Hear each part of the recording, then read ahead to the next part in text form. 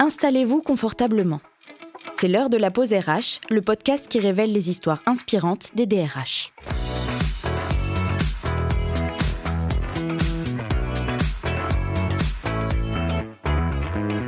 Dans les collectivités, les politiques d'inclusion sont souvent visibles à travers les actions menées auprès des usagers. Accessibilité, égalité des chances ou encore lutte contre les discriminations. Mais ces engagements posent aussi une autre question. Comment se traduisent-ils en interne pour les agents ? C'est le moment où l'inclusion devient non seulement une démarche publique, mais aussi un véritable projet RH. Au département de la Haute-Garonne, cette réflexion s'est concrétisée par un plan pluriannuel structuré, porté par la direction des ressources humaines et incarné dans les politiques de conditions de travail et d'évolution professionnelle. Pour en parler, nous recevons Stéphanie Trill et Laurie Vessière, toutes les deux directrices des ressources humaines au département de la Haute-Garonne. Et c'est Benoît Rocher, associé chez BDO, qui leur tend le micro aujourd'hui. Bienvenue dans la pause RH. Stéphanie, oui. Qui es-tu ? Quel est ton parcours ? Qu'est-ce qui t'a amené à travailler dans les ressources humaines et plus particulièrement au conseil départemental de la Haute-Garonne ? Alors, moi, je suis Stéphanie Trill, je suis directrice RH, conseil, gestion et pilotage au département de la Haute-Garonne, comme vous l'avez dit.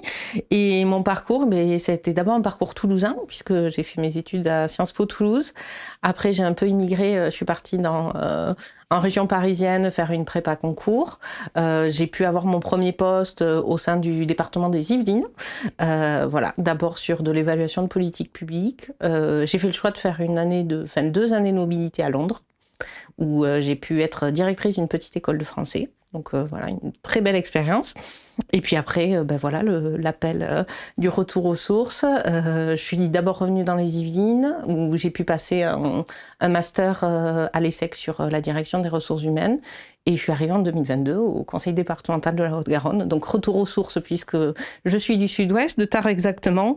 Et ce qui me plaisait dans le département, c'est les valeurs que porte la collectivité, le projet de transformation organisationnelle et culturelle qui est à l'œuvre.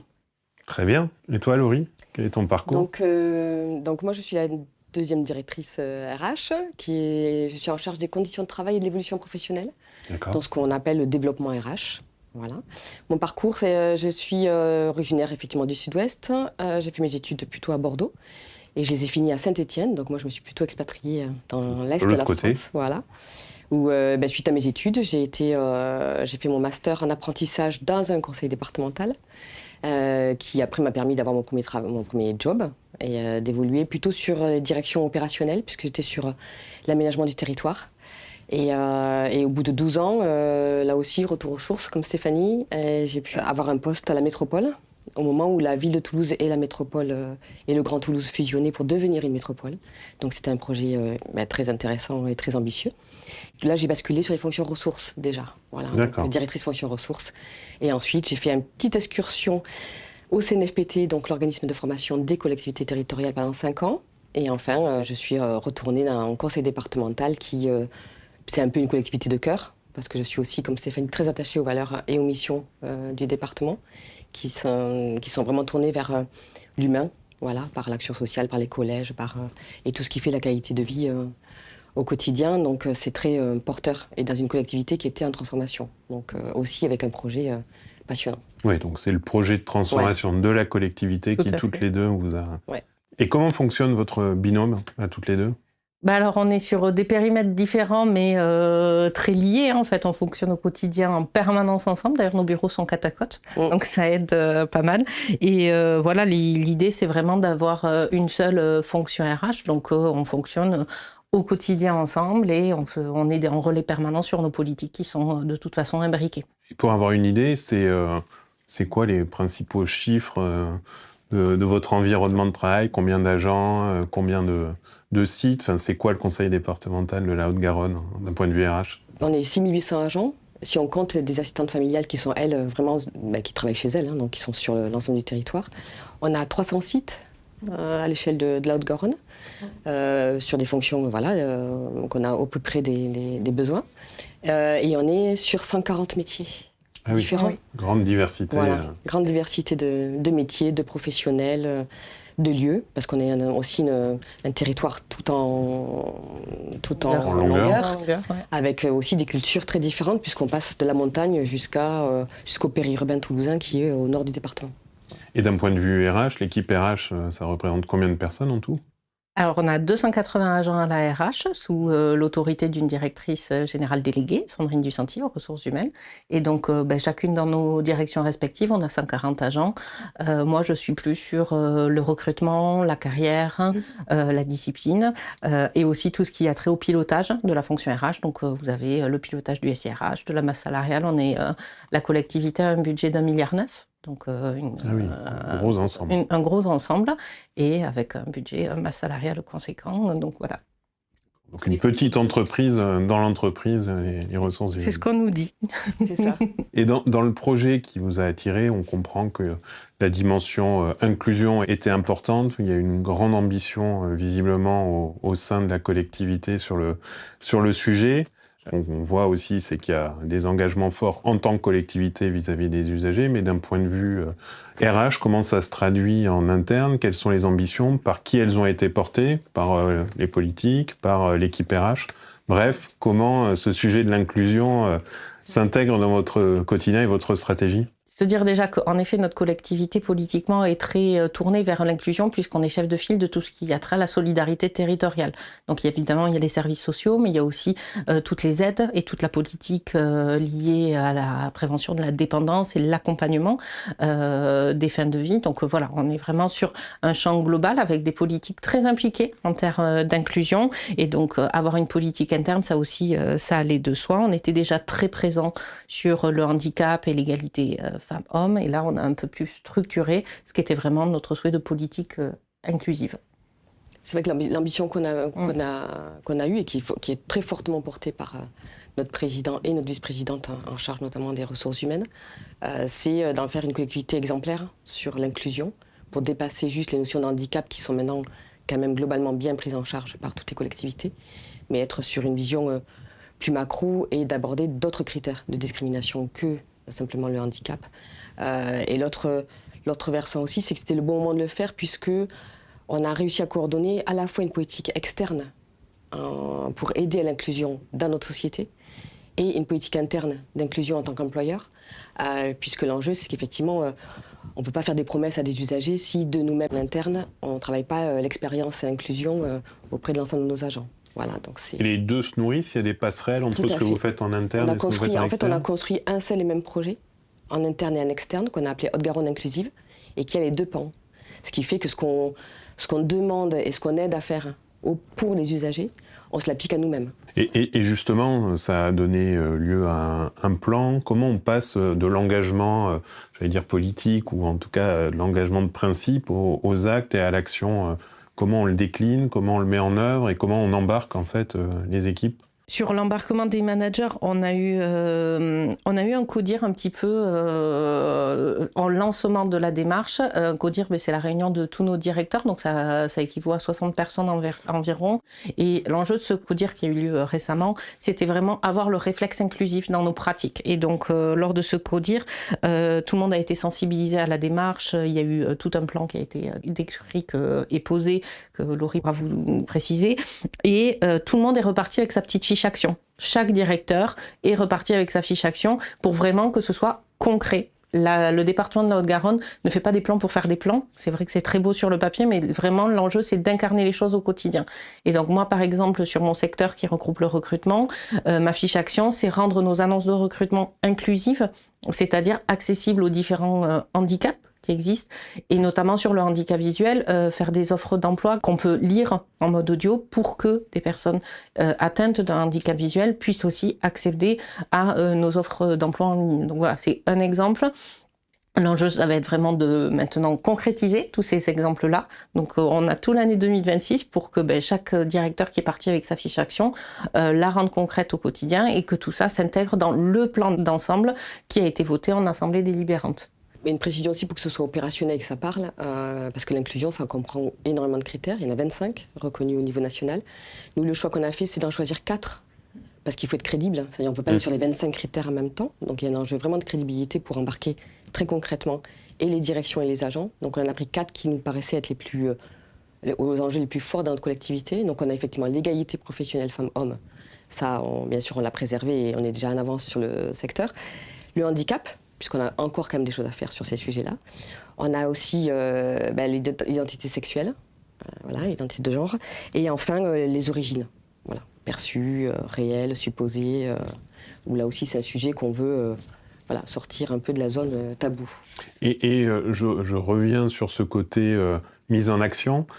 Comment vous le pilotez au quotidien? Qui en a la responsabilité et qui s'assure que justement les actions sont bien mises en œuvre et qu'on passe aux actes et pas uniquement aux paroles?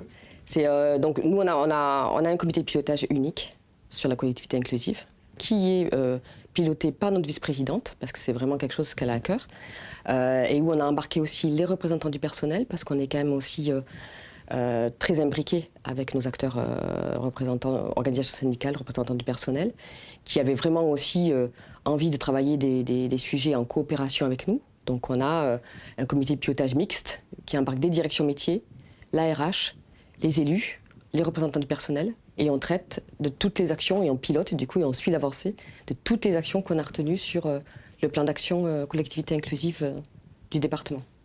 Et sur un sujet comme ça, parce que j'entends qu'on a un pilotage large, on associe les représentants du personnel, on associe les managers, est-ce que vous avez rencontré sur certains sujets de la résistance ou une inquiétude particulière pour la mise en œuvre?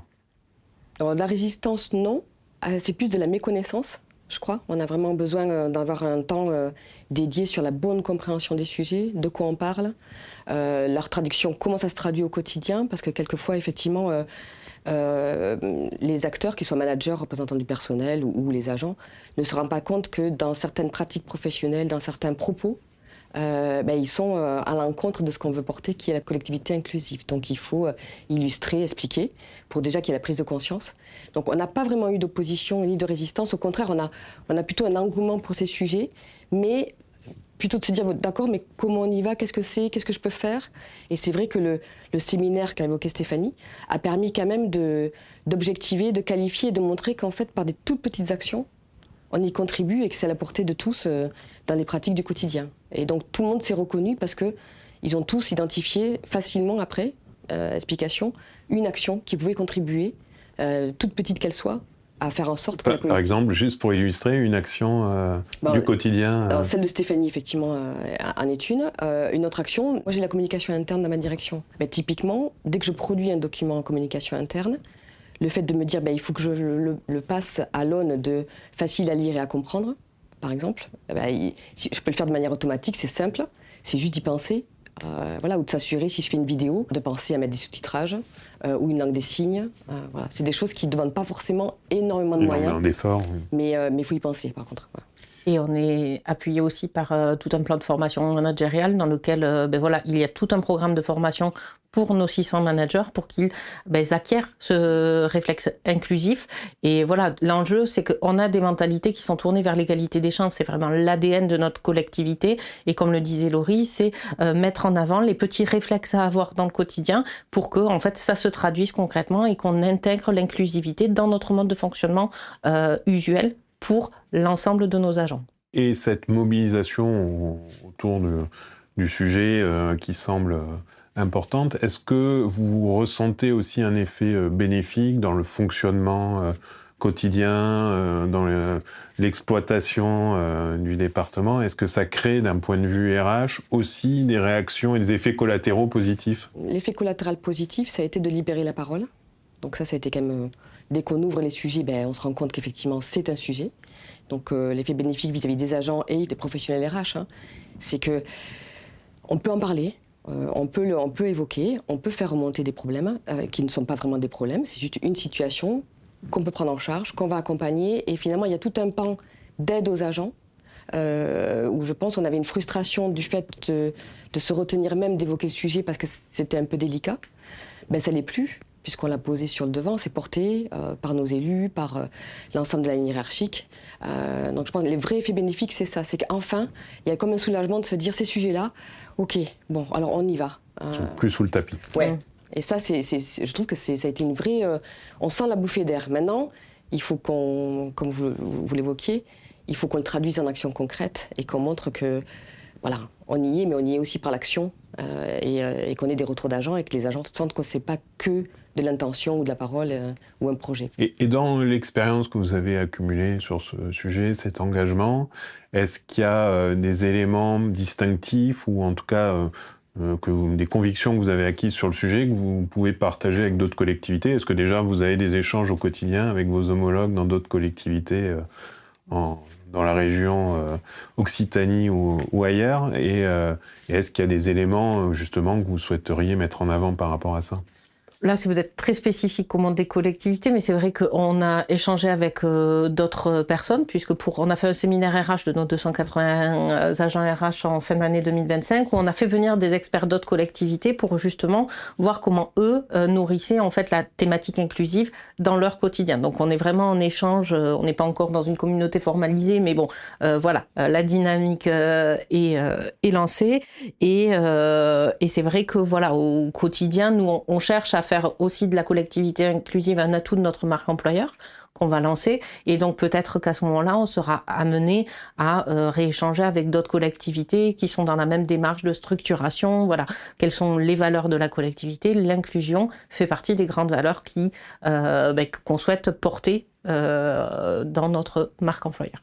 Localement, il y a quand même déjà des réseaux qui existent de professionnels, mais qui sont dans des entrées spécifiques. On a un réseau des référents handicap, qui du coup deviennent des référents progressivement, des référents collectivités inclusives. Donc, ce qui est intéressant, c'est que c'est des réseaux de professionnels et pas juste de décideurs ou de conception.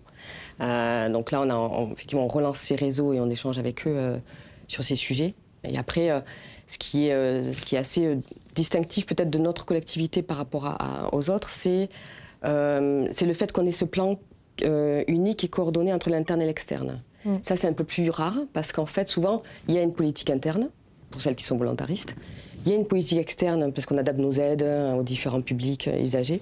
Mais le fait d'avoir co-construit ensemble et du coup de s'alimenter l'un l'autre sur ce qu'on a jugé important d'un côté ou de l'autre, je pense que ça, c'est un peu c'est un peu la marque de fabrique du conseil départemental. Oui, donc cette cohérence entre ce qu'on vit en interne et ce qu'on veut faire vivre à nos usagers, c'est un point de fierté particulier. Il y en a d'autres points de fierté de cette démarche engagée? Pour ma part, l'un des points de fierté, c'est vraiment... alors, j'étais pas aux manettes, mais je suis arrivée dans la collectivité quand ça a été mis en place. On a fait une grande réforme des rémunérations en 2022-2023 et l'un de nos enjeux était vraiment d'aller vers plus d'égalité salariale entre filières. Donc, on a une filière sociale qui a 94% de femmes dans cette filière-là. Et c'est vrai qu'en termes de rémunération, elle était peut-être en deçà vis-à-vis d'autres filières plus techniques, plus masculines. Et donc, notre enjeu aussi dans cette réforme des rémunérations a été de mettre tout le monde un petit peu au même niveau en termes de responsabilité, qu'on soit chef de service du technique, chef de service du social. On tend vers une plus grande égalité salariale. Et donc aujourd'hui, c'est vrai que notre index femmes-hommes est bon parce qu'on a mis en place cette réforme. Et bon, voilà, ça fait partie en tout cas des éléments de grande fierté pour cette collectivité qui ont eu lieu au cours des 3 dernières années et qui continuent à se développer là. Donc c'est pas un index cosmétique, c'est la réalité du terrain et de l'action. Et toi, Laurie, un point de fierté Moi, la fierté, c'est le portage. Je suis assez fière que dans cette collectivité, parce que c'est des sujets qui sont anciens dans les autres collectivités dans lesquelles je suis passée. Mais là, il y a un vrai portage, il y a une structuration, il y a un alignement, en fait, de tout le monde sur les projets. Et là où je suis assez fière, c'est qu'il y a des sujets vraiment qui... il y a 4 ans, quand on est arrivé avec Stéphanie, on n'en parlait pas, même si c'était des sujets. Et maintenant, on les pose sur les 4 critères qu'on a établis, notamment tout ce qui est LGBT+. On a fait un partenariat avec l'autre cercle. Ça y est, quoi. Donc moi, je suis assez fière qu'on ouvre un peu les chakras sur ces sujets-là. Très bien. Merci beaucoup à toutes les deux et merci pour ce partage hyper inspirant. Merci. À bientôt. Merci d'avoir partagé cette pause avec nous. Si l'histoire vous a inspiré, parlez-en autour de vous, abonnez-vous et retrouvez-nous très vite pour un nouveau récit de DRH passionnément engagé.